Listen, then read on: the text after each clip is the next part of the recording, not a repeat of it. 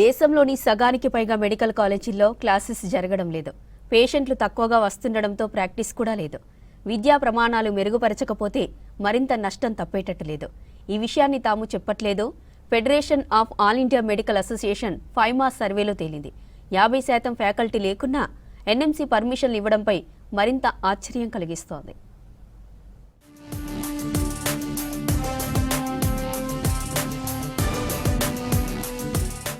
వైద్య విద్యలో నాణ్యత కరువవుతోంది. దేశవ్యాప్తంగా కొత్తగా ఏర్పాటు చేసిన మెడికల్ కాలేజీల్లో సరైన సౌలతులు, సరిపడా ఫ్యాకల్టీ లేరు.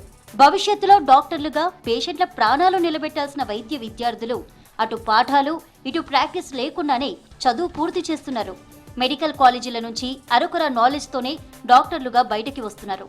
దీంతో వాళ్లు సొంతంగా ప్రాక్టీస్ చేయాలన్నా భయపడుతున్న పరిస్థితుల్లో ఉన్నారు. Federation of all India medical association Faima నిర్వహించిన రివ్యూ మెడికల్ సిస్టమ్ సర్వేలో ఈ షాకింగ్ నిజాలు బయటపడ్డాయి. దేశవ్యాప్తంగా 28 రాష్ట్రాల్లో, కేంద్రపాలిత ప్రాంతాల్లో కొత్తగా ఏర్పాటు చేసిన ప్రభుత్వ, ప్రైవేటు మెడికల్ కాలేజీల్లో 2000 మంది విద్యార్థులు, ప్రొఫెసర్ల నుంచి ఫైమా అభిప్రాయాలు సేకరించింది.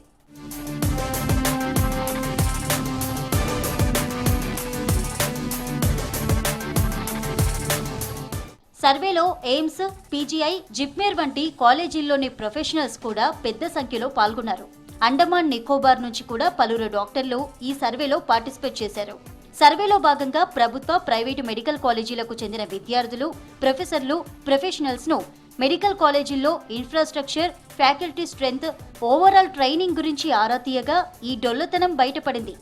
ఏదీ చక్కగా లేదని తేలింది.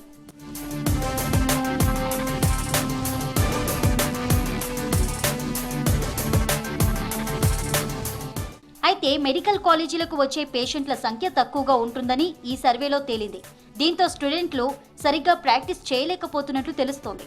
71.5% మంది స్టూడెంట్స్ తమకు రోగులను పరీక్షించే అవకాశం తగినంతగా రాలేదని చెప్పారు. కాలేజీల్లో ఫ్యాకల్టీ కొరత కూడా తీవ్రంగా వేధిస్తున్నట్లు సర్వే స్పష్టం చేసింది. తమ కాలేజీల్లో ఫ్యాకల్టీ కొరత ఉన్నట్లు 68.8% మంది విద్యార్థులు చెబుతున్నారు. అలాగే తమకు రెగ్యులర్గా టీచింగ్ సెషన్స్ జరగడం లేదని 54.3% మంది ఆవేదన వ్యక్తం చేశారు.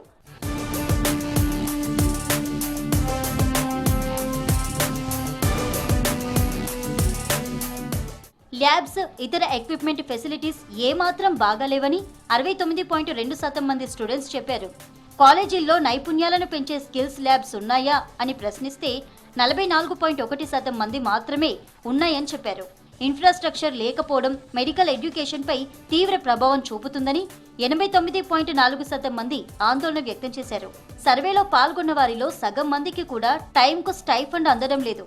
పని గంటలపై ఎలాంటి కంట్రోల్ లేదని, చేయాల్సిన పని కంటే ఎక్కువగా చేయాల్సి వస్తోందని, కేవలం 29.5% మందికి మాత్రమే ఫిక్స్డ్ వర్కింగ్ అవర్స్ ఉన్నాయని సర్వేలో బయటపడింది.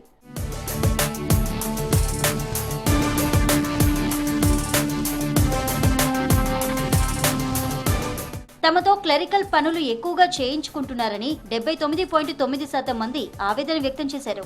పని వాతావరణం చాలా దారుణంగా, స్ట్రెస్తో ఉందని 40.8% మంది తెలిపారు. అరకొర సౌకర్యాలతో వైద్య విద్యను పూర్తి చేస్తున్న విద్యార్థులు ప్రాక్టీస్ చేయాలంటేనే భయపడుతున్నట్టు ఫైమా నిర్వహించిన సర్వేలో తేలింది. తమ స్కిల్స్ పై 70% మంది విద్యార్థులు నమ్మకంతో ఉన్నప్పటికీ సొంతంగా ప్రాక్టీస్ చేయగలరా అని వాళ్లను ప్రశ్నిస్తే కేవలం 57% మంది మాత్రమే అందుకు అవునని చెప్పారు. అంటే ప్రస్తుత మెడికల్ విద్య విద్యార్థుల్లో విశ్వాసాన్ని తీసుకురాలేకపోతోందని అర్థమవుతోంది.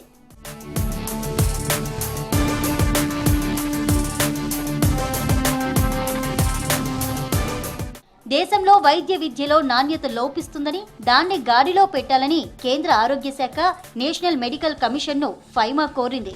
మెడికల్ కాలేజీల్లో ల్యాబ్స్, ఎక్విప్మెంట్, ఫ్యాకల్టీ కొరత లేకుండా చూడాలని, విద్యార్థులకు నాణ్యమైన విద్య అందించాలని సూచించింది. కాలేజీల్లో స్కిల్స్ ల్యాబ్స్ తప్పనిసరి చేయాలని, రెసిడెంట్లు, ఇంటర్నల్కు పని గంటలు ఫిక్స్ చేయాలని తెలిపింది ఫైమా.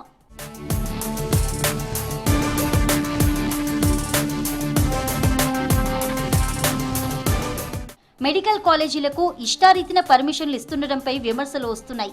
అనుమతులిచ్చి పర్యవేక్షించాల్సిన ఎన్ఎంసీ అలసత్వం కారణంగా వైద్య విద్యార్థుల పరిస్థితి ఆగమ్య గోచరంగా తయారైంది. అనాటమీ, ఫిజియాలజీ వంటి కీలకమైన సబ్జెక్టులకు సంబంధించి ల్యాబ్ల ముఖం కూడా చూడని విద్యార్థులున్నారంటే పరిస్థితి ఎంత దారుణంగా ఉందో అర్థం చేసుకోవచ్చు. దీనికి తోడు కాలేజీ అనుబంధ హాస్పిటల్స్లో పేషెంట్లు లేక ఓపీలు వెలవెలబోతున్నాయి. ఎన్ఎంసీ తనిఖీల సమయంలో కిరాయి ప్రొఫెసర్లను, దొంగ పేషెంట్లను తెచ్చిపెట్టి అధికారులను మేనేజ్ చేస్తున్నారనే ఆరోపణలున్నాయి.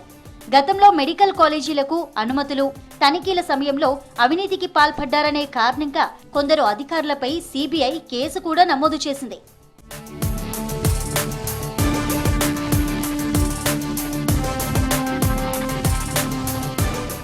తెలంగాణలోనూ కొన్ని కాలేజీలు పేషెంట్లను, ప్రొఫెసర్లను కిరాయికి తీసుకువచ్చాయనే ఆరోపణలు గతంలో వచ్చాయి.